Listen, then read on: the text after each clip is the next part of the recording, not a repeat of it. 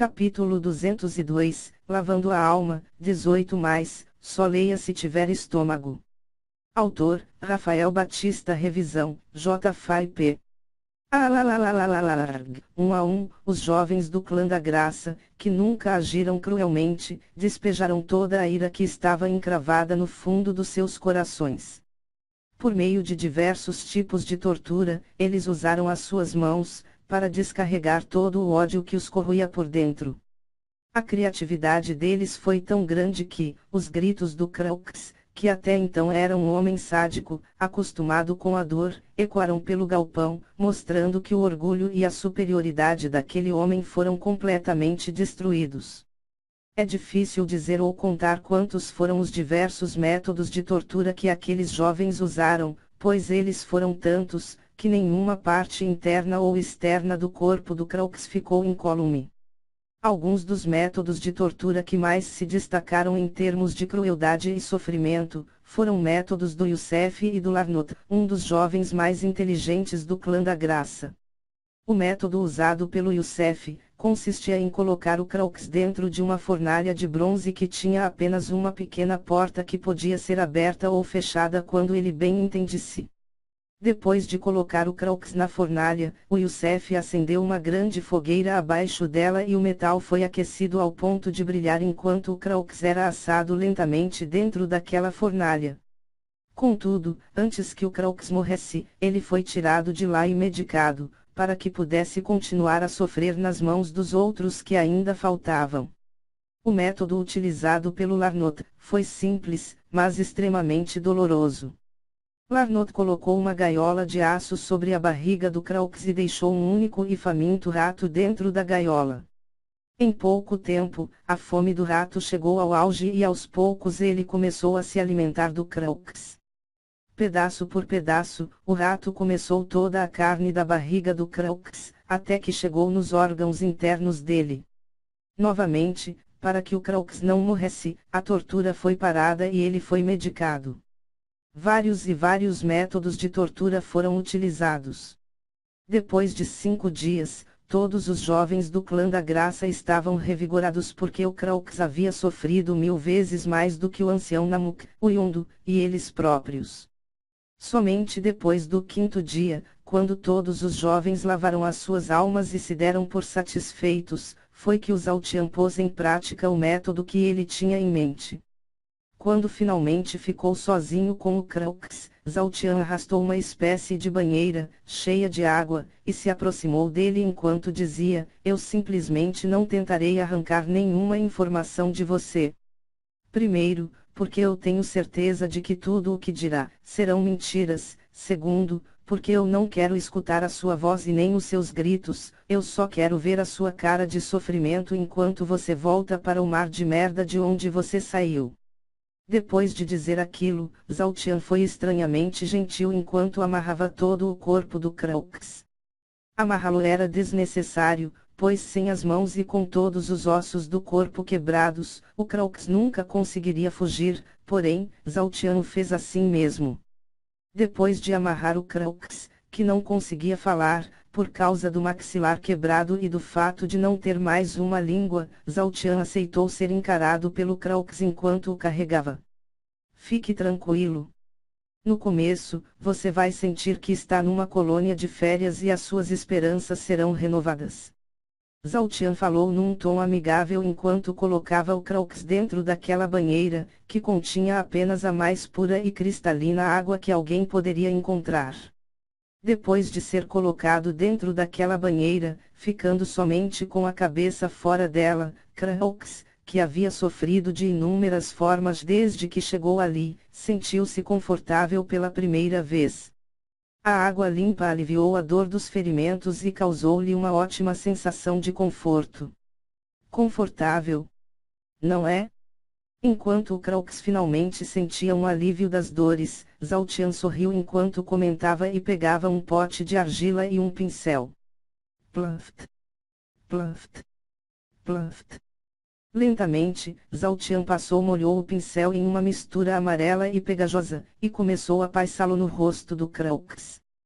Primeiro, o Craux balançou os olhos, como se tentasse impedir que o Zhaotian fizesse aquilo. Contudo, depois de sentir o cheiro daquela coisa que o Zhaotian estava passando no seu rosto, ele ficou mais calmo, pois aquilo era somente uma mistura de leite e mel. Depois de cobrir toda a cabeça do Craux com aquela mistura, Zhaotian simplesmente ergueu o seu corpo, se dirigiu a um canto do galpão e se sentou enquanto apenas observava o Craux. 2 horas se passaram, e nada tinha acontecido com o Craux, somente algumas moscas que pousaram na cabeça dele haviam mudado aquele cenário extremamente calmo. 6 horas se passaram e, dessa vez, toda a cabeça do Craux estava coberta de moscas que se alimentavam da mistura de leite e mel que estava nela. 8 horas se passaram e a mistura de leite e mel tinha acabado e as moscas estavam se alimentando do próprio Craux. Contudo, nesse momento, Zhaotian se levantou, espantou as moscas e novamente passou aquela mistura na cabeça do Craux. Depois disso, ele se sentou novamente e continuou assistindo. 12 horas depois, Zhaotian novamente espantou as moscas e alimentou o Craux, antes de novamente passar a mistura de leite e mel, e se sentar. 2 dias se passaram. Craux, que no começo gritava, parou de fazê-lo, pois sempre que abria a boca, inúmeras moscas entravam dentro dela. Era extremamente doloroso sentir aquelas moscas alimentando do seu corpo, mas era o psicológico do Craux que ficava cada vez mais debilitado, levando-o a um passo da loucura. 5 dias se passaram. O cheiro dentro do galpão era simplesmente horrível, mas o Zhaotian simplesmente não saía de lá. A causa daquele cheiro tão forte e ruim, era o Craux, que já tinha defecado e urinado na banheira, fazendo com que ele nadasse nos seus próprios excrementos. Também, a essa altura, as moscas já tinham botado vários ovos, que eclodiram e se tornaram vermes que se alimentavam de todo o corpo do Craux. Depois de 7 dias, o Craux, que já estava repleto de buracos pelo corpo e feridas infeccionadas, finalmente sentiu os vermes se alimentando do cérebro. No 8º dia, Zhaotian, que simplesmente não arredou o pé dali, percebeu os últimos suspiros do Craux e se aproximou dele. Como prometido.